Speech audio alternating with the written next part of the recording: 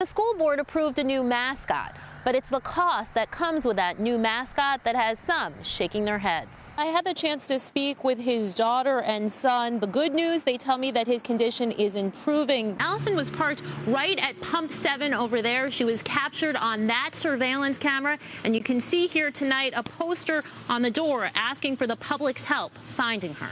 They sent me this report and say, based in part on my request, they'll be sending investigators out here to take a closer look at the intersection. That he used a crowbar to get in, but what he failed to notice was the surveillance camera overhead. Well, actually, I'm in the back seat. My photographer, Lauren, is riding shotgun at the moment. I am with Dwight Collins with Pristine Turf Management. I have moved up in the world from outside to into the Dean Dome and front row center.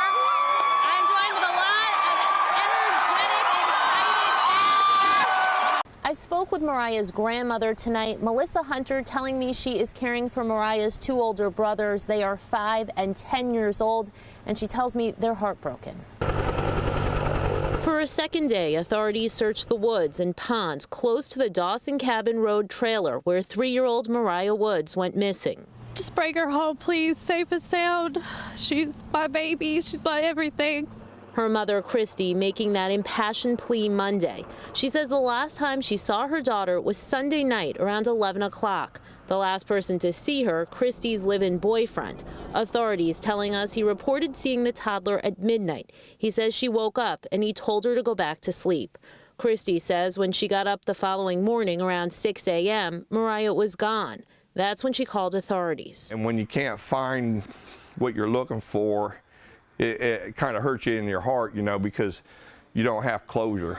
Mike Haley is the assistant chief with Hawes Run Rescue Squad. As a father and grandfather, this search is personal. So we went back in there driving around and looking for some things that might be out of the ordinary. The area Haley and his fellow volunteer squad members looked over the last 2 days, highlighted in pink. He showed me the all-terrain rescue unit, basically a souped-up ATV they've been using. You don't really know where to go look, and you just know you got to go out there and look. Kaylee says he's had several neighbors coming in wanting to help in the search. He's been passing those names over to the sheriff's office. Back out here, the mobile home they shared tonight being treated as a crime scene. Sheriff's deputies not allowing anyone in or out of it. The sheriff's office has been tight-lipped about their ongoing investigation, but they are asking anyone who had any contact with the family to give them a call. In Jacksonville, Amy Cutler, CBS, North Carolina. 42 years in May. Jane Riggs and her husband have had a long, happy marriage. Kids, grandkids. She's quick to credit Franklin Medical Center for playing a part in that. He wouldn't be alive today if it wasn't for that. The Riggs live just across the road from the former hospital. He had a pulmonary embolism that was so massive that he coded here at the house. Breathing, everything stopped.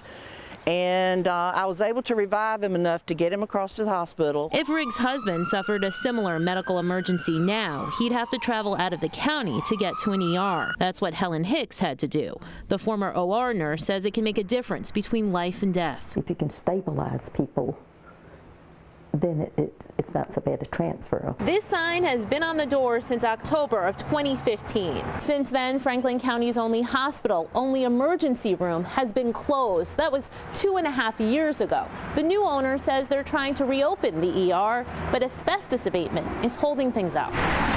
Franklin Medical Center has a new name, Mariah Parham Franklin. It'll be an affiliate of Mariah Parham Health in Henderson with an ER, psych unit, and beds. Lewisburg Town Councilman Boyd Sturgis helped broker the deal. Is there some frustration that this ER hasn't been able to open yet?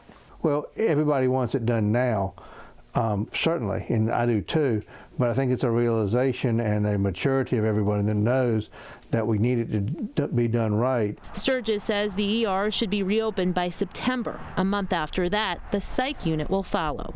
In Lewisburg, Amy Cutler, CBS 17 News. I first told you about problems with the Cumberland County Health Department back in May. Since then, I've spoken with those at the Health Department and county commissioners, but we haven't heard from a patient, that is until now. This is very frustrating, a lot to deal with.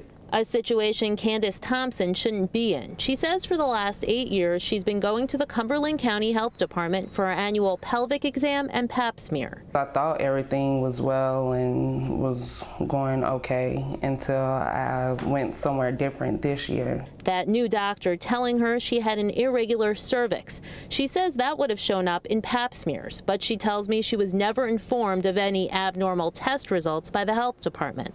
If she had been notified, she could have gone for additional testing and follow-up.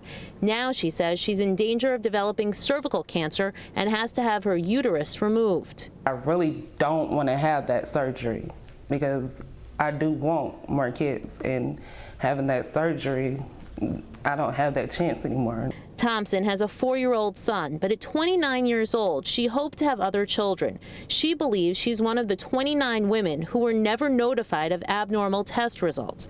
CBS North Carolina first told you about problems at the health department back in May.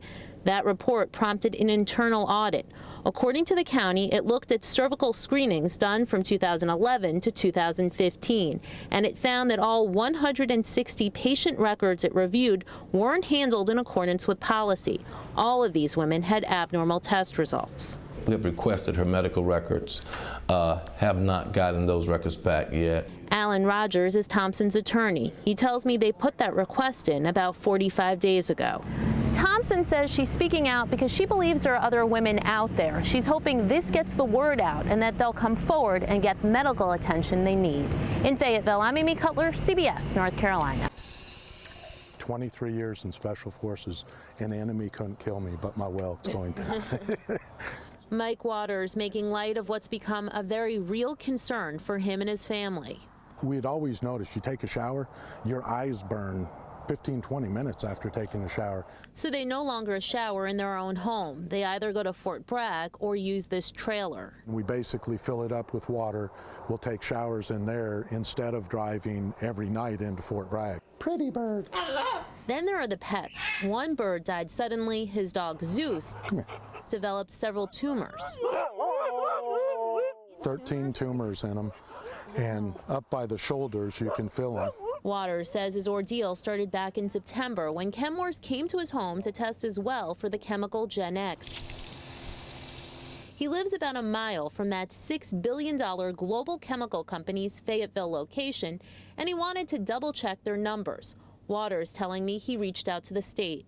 Knowing that it took me 11 days fighting to get them to test it, I went ahead and paid Gel Labs. I pulled water 1 hour before the state pulled it. Waters paid $800 and had the lab test for every chemical they could. He showed me the 19-page report. It totals 508 nanograms of contaminants in my well. Next, he says he reached out to the researchers who originally found Gen X in the Cape Fear River. He goes, yeah, I'd be concerned. He goes, there's things in your well we didn't see in the river. A forum on Gen X will be held tomorrow evening at UNC Wilmington. Waters says he's leaving work early to attend. I'll be at it. In Fayetteville, Amy Cutler, CBS North Carolina.